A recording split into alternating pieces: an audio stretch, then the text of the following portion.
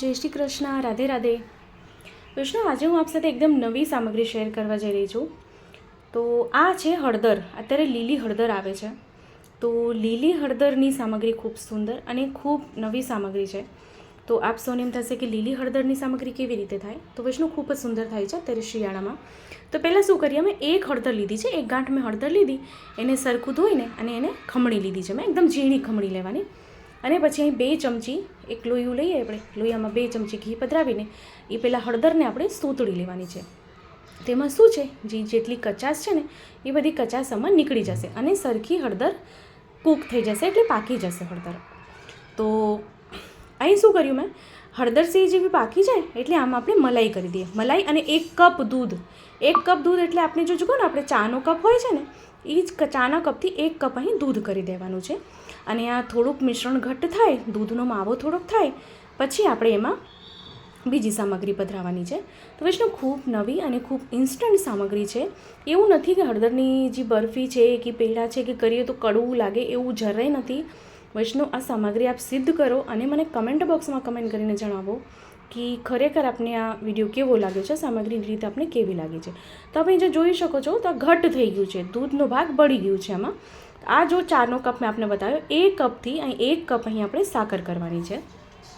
Normally બધા પાસે આવા કપ હોય છે.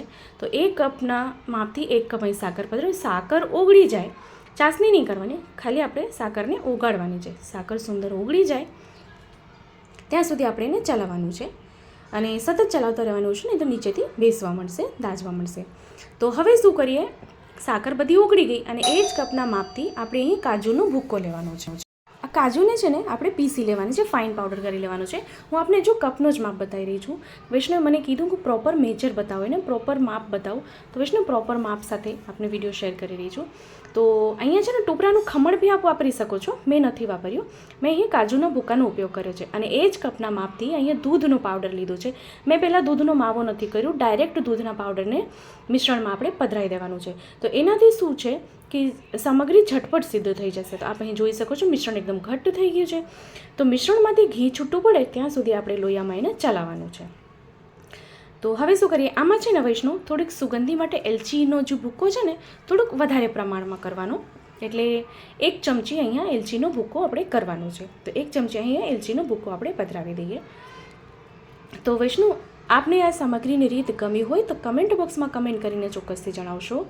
અને ચેનલ પર નવા છો તો ચેનલને સબસ્ક્રાઈબ કરશો, બેલ આઇકોન હિટ કરશો કે જેથી જ્યારે બી કોઈ સરળ, સુંદર અને તરત થઈ જાય એવી નવીન સામગ્રીનો વિડીયો મૂકું તો આપ સુધી નોટિફિકેશન આવી જાય. અને વૈષ્ણુ, બને ત્યાં સુધી આપણા વૈષ્ણુ ગ્રુપમાં વિડીયો શેર કરશો જેથી વધુથી વધુ વૈષ્ણુ સુધી વિડીયો પહોંચી શકે. તો મિશ્રણ મેં ગેસને બંધ કરી, મિશ્રણ ઠંડુ થાય પછી આપણે આવી રીતે ડીશમાં ઠારી દેવાનું છે. આ બરફીનું રંગ બી ખૂબ સુંદર આવ્યું છે કારણ કે હળદરની છે.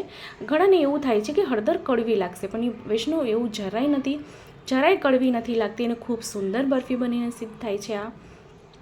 તો આવી રીતે આપણે શું કરીએ, ડીશમાં એને આપ ચોકીમાં બી ઠારી શકો છો. મેં ડીશમાં ઠાર્યું છે અને ઉપરથી આવું સરખું ફ્લેટ કરી દઈએ. આપ ગોળ બી ઠારી શકો છો અને લાડુ બી અને પેડા બી આપ બનાવી શકો છો. આપને જો બરફી ન કરવી હોય તો પેડા બી અહીં ગોળ પેડા વાળી શકો છો. હવે શું કરીએ, ઉપર છે ને બદામની કતરણ મેં લીધી છે, ઉપર બદામના કતરણથી સુંદર સજાવટ કરી દઈએ, ખૂબ સુંદર સુહાશે. તો વૈષ્ણવ, ખૂબ યુનિક સામગ્રી છે અને ખૂબ સુંદર છે. તો આવી રીતે શું કરીએ, હાથેથી એને ઉપરથી પ્રેસ કરી દઈએ જેથી અંદર શું છે આમાં સુંદર ચોંટી જાય.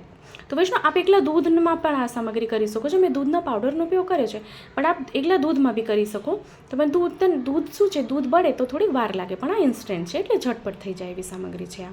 થોડું ઠંડુ થાય પછી આપણે એને ટૂંક કરી લઈએ.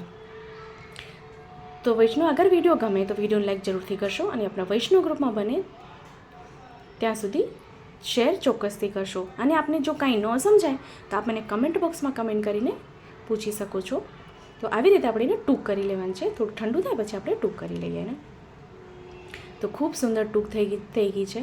તો વૈષ્ણુ, ખૂબ સરળ અને સુંદર હળદરની બરફી, લીલી હળદરની બરફી સિદ્ધ થઈને તૈયાર થઈ ગઈ છે. હવે આપણે એને એક પ્લેટમાં સાજી લઈએ, એક ડીશમાં સાજી લઈએ આપણે. તો વૈષ્ણુ, આ બી આ સામગ્રી સિદ્ધ કરો, શ્રી પ્રભુને ધરાવો અને મને કમેન્ટ બોક્સમાં કમેન્ટ કરીને જણાવો કે સામગ્રી आपने केवी लगी। तो अपने एक बर्फी हूँ तोड़ीने जो देखाड़ूँ तो केटલી सुंदर बर्फी एकदम આપને કહું તો ચ્યુઇંગમ જેવી નથી થઈ કે ચિકાસવાળી બી નથી થઈ, ખૂબ સુંદર બરફી સીધ થઈને તૈયાર થઈ ગઈ છે. તો વૈષ્ણવ, આપણે ફરીથી મળશું નવા વિડીયો સાથે. ત્યાં સુધી આપ સૌને મારા જય શ્રી કૃષ્ણ.